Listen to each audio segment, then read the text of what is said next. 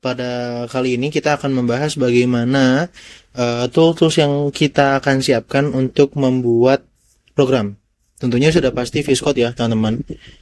Anda bisa pakai Sublime, bisa pakai Notepad++ ataupun pakai Notepad biasa.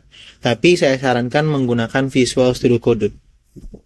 Nah, pastikan untuk Visual Studio Code itu yang diinstal pertama kali adalah pertama-tama adalah yang kita mau pakai.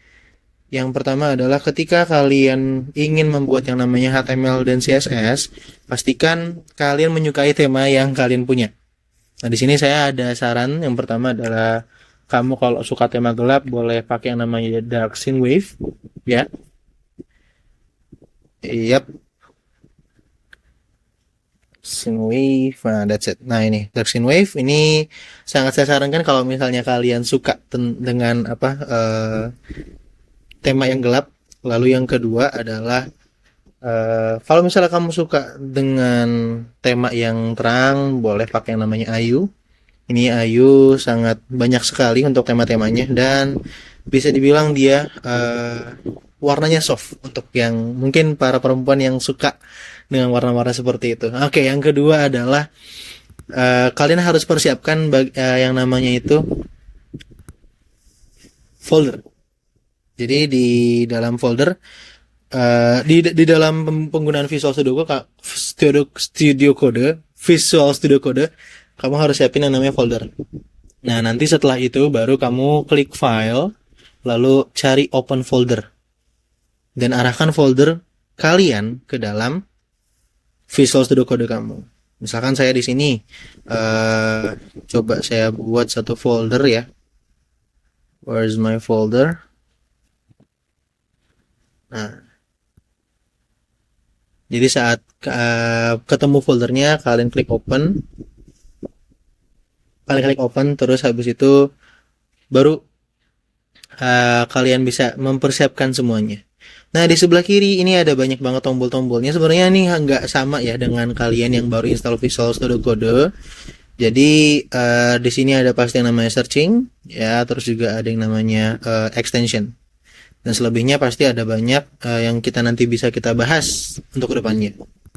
Lalu selanjutnya di sini untuk settingan yang pertama yang kita harus setting dulu nih ya. Ya kayak misalnya kamu udah beli motor atau beli mobil pasti di setting dulu nih biar kita enak nanti ngodingnya. Yang pertama adalah kalian bisa cari settings di sebelah kiri bawah nih yang ada tombol gear, diklik lalu dicari yang namanya settings. Lalu di sini kalian bisa cari yang namanya autosave. Aha, pasti ada yang tahu ya autosave itu apa ya teman-teman? Autosave itu artinya ketika kalian coding itu pasti akan tersave langsung auto. Nah, sama kayak kamu ketik di Word ataupun di Excel yang di jalankan pertama kali adalah bagaimana cara save-nya otomatis. Kadang kalian lupa save, kadang kalian juga susah bertanya-tanya bagaimana shortcut untuk menggunakan save. Di sini kalian cari auto save dan diklik after delay ya teman-teman ya.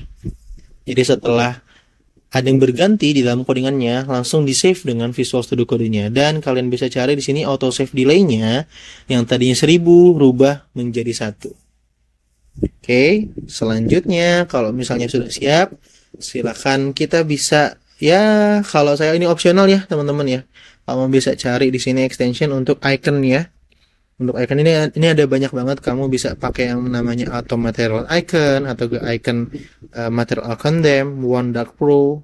Ini masih banyak item-item yang icon-icon yang kamu bisa pakai. Nah, akan muncul di mana ya kira-kira? Nah, munculnya itu ketika kita akan membuat programnya. Program yang pertama kali kita buat nanti adalah HTML. Jadi kita klik dulu di sini ada new file, ada new folder, ada refresh dan collapse folders in Explorer. Nah, biasanya yang kita pakai cuma dua ini aja, buat file baru sama folder baru. Ingat ya, tadi kita sudah membuat folder.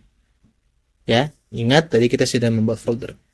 Dan ini kita bisa coba membuat sesuatu teman-teman di sini. Index.html atau enggak kita bisa memakai bahasa Indonesia ya, rumah.html. Bisa lihat di sini ikonnya pasti berbeda kalau misalnya kalian belum install icon sesuai tema yang kalian mau. So that's it untuk kali ini.